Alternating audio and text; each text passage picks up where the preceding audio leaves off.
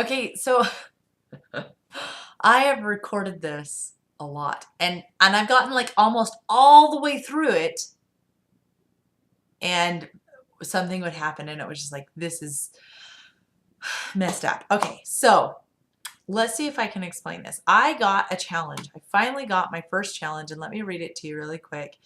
It is from my good friend David Corum, and he and I have had some really neat discussions over the last few weeks, and he finally gave me a challenge, and he said, okay, Beth, you presented a challenge to those of us who view your blog, your vblog.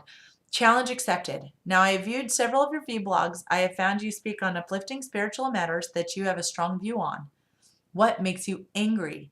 What is it that turns your stomach, and how do you deal with it? Good luck with this.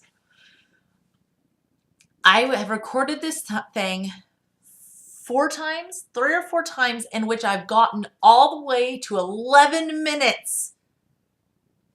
11 minutes. Okay, you know I try and stick to 5 or 6 minutes. I cannot get this out in less than 10 minutes. I just can't. But I'm coming really close to understanding the point of this challenge for me. Now, I have very interesting views, a lot of them. Being angry is very rare for me. I don't get angry very easily. The things that make me angry, well, to be honest, I've been progressively getting angrier throughout the blog posts that I've been trying to do, because I'm sitting here focusing on what makes me angry. And so I'm getting frustrated and coming up with a list of things that bother me. Well, I kind of prefer thinking that that list was pretty small. But to be honest, here you go. Are you ready? These are the things that irritate me. These are the things that anger me. When it comes to the world, I don't like to, I love to discuss politics and religion. I don't like to discuss it with people who have either no reason, in other words, they don't have any logic behind their belief. Somebody who votes for somebody because of their gender or nationality, I think that's an asinine reason to vote for somebody. I don't like people who get angry at other people for not believing as they believe. I don't mind somebody having a different belief system than I do. What I mind is when that belief system is based on illogical things, when it doesn't have a true foundation, when it's just, oh, well, you know, he seems really handsome, I'm going to vote for him. That's a stupid reason to vote for somebody. To dislike a religion because of something they've heard, rather than researching it and determining whether or not it's, whenever somebody is unwilling to determine for themselves what they do believe, that bugs me. I love that people have different opinions, different religions. I think it's essential. It's part of society. It's part of culture. It's part of the way God created us. I love it. I do dislike it when people are ignorant about why they believe what they believe.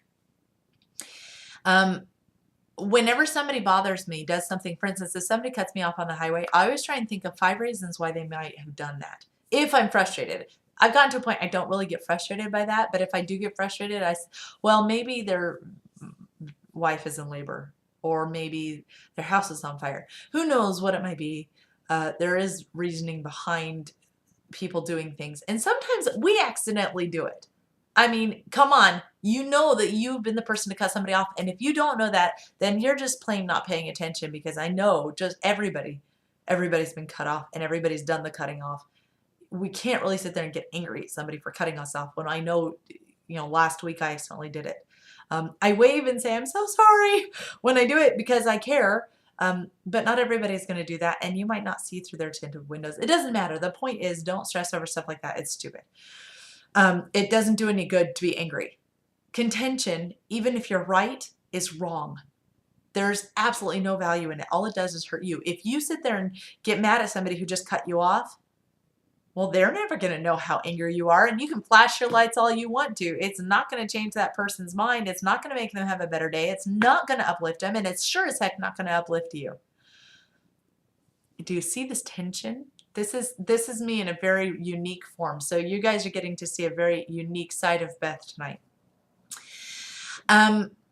So on that world side of things, on the not personal, those are the things that bother me. Number one things that bothers me overall When people hurt others, either intentionally or unintentionally, but then they find out they hurt them and don't apologize and don't reconcile. Fix it. If you screwed up, I don't care what you've done to screw up. If you've hurt somebody else, you fix it. One of the reasons that I was able to forgive my ex-husband, he did everything in his power to fix what he had done wrong. At that point, it was too late to save our marriage, but it saved our relationship. We can still have a good friendship. Well, acquaintanceship. I'm not a big fan of being friends with exes in any nature, but I don't hate him, and he doesn't hate me, and we took care of that. And my choice to forgive him means that weight is not on my shoulders at all. Okay, on the personal side of things, there are little things that bug me. There are some things that I react to, and then there are things I get really angry about. But I'm going to explain. So here's the things that bug me are little things like, for instance, I don't like having people read over my shoulders. I don't like my personal space being invaded unless I invite them in. There are some people I love to hug and other people that I'm very cautious about hugging. It's my bubble. I get to determine who I bring into it. So nobody's really, you can't get mad at me for not necessarily wanting to be physical, because that's my space, and I'll respect your space if you respect mine. But I love hugs. There are just certain times or people that I will avoid. I just don't feel the desire to be intimate in that way. I don't like, well, there's a few little things. It's not much. I don't get upset very easily, or when I get bugged, it's not very frequent. That's why I don't really know them. Okay, so things that irritate me, that frustrate me, that upset me. Typically speaking, like for instance, I yell at my children sometimes. I'll snap at my children sometimes. Any mother who says they don't is either lying to you or has a really big backyard and never spends any time with their kids, which, to be honest, kids used to spend all day out in the creek and playing in forts, and I don't have a problem with that either. So but I don't have a yard, so my kids are in the house, or I take them to the park, that kind of thing, all the time. But for every time I snap at them, they have way more love coming at them than what they might have felt a loss of. It is important that children know that parents are human beings. If they don't know that, they won't learn the social skills to respect them. So we can't sit here and pretend that we don't have human reactions around our children. They have to know that when they have those reactions, it's okay. Because now this also helps us to teach them the balance of how to not be angry, recognizing their own frustrations and what bothers them. But if they never see that, then they can't ever react to it, learn from it, and experience the different levels of frustration, which is what we're discussing now. So I have no problems admitting that I yell at my kids now and then. I used to be way worse. I used to yell a lot, and I used to get very angry all the time. It took me years to overcome it, but I'm still working on it. I'm still trying to be a better mother, but I'm also recognizing that certain things are necessary. Okay. The things that really, really anger me. Here's my answer. It's multifaceted. 1, I'm very rarely angered. I'm hurt, and it comes out as anger because that's how I sometimes will react to my hurt. But I'm very, I can't honestly ever, I can't tell you of a time in the last 3 years that I've ever wanted to actually see somebody hurt, even my ex-husband. I don't have any desire. To me, anger means that you absolutely want that person hurt. You want harm to come upon them. And I don't. There's nobody that I want that for. When family members, for example, I had an experience just this morning where I got upset. I was pretty angry. Well, I was angry according to how angry I get.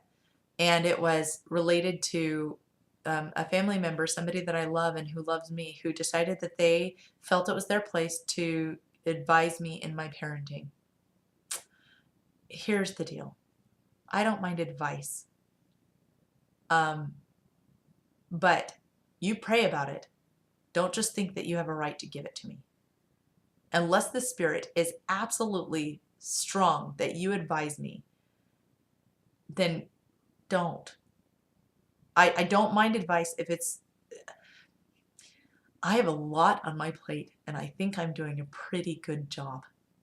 And the few things, the little stupid things that were being advised to me today absolutely ticked me off because it was neither their place, nor do I feel that they prayed about it, that they considered that this was something that they should do. And had they, I think they would have come at a different direction and considered what they were actually saying and how it might come out with the way that they were trying to handle it. Now, I was hurt. I reacted in the way that I did, which was by saying, this is not appropriate. Don't tell me what I need to be doing here. This is not acceptable. Not because I don't appreciate advice, but because I think that if I did not say something right then and there, they would have felt it was their place to continue saying something to me over and over. I was nipping it in the bud because it's not appropriate. It wasn't important, it wasn't essential, and it was not appropriate to be advising me. Do I like advice? Sometimes. Most of the time, I'll seek it out. If I'm ready for it, I'm going to go find somebody who can give it to me. And I'm going to pray about it. But I didn't appreciate it. Not the way it came at me and not what it was. That being said, I did react to that. But it was more of an action than a reaction. It was this is not a good idea. Don't try and do this again. Than oh my gosh, what are you doing? I didn't flip out. I just told them that this was not okay.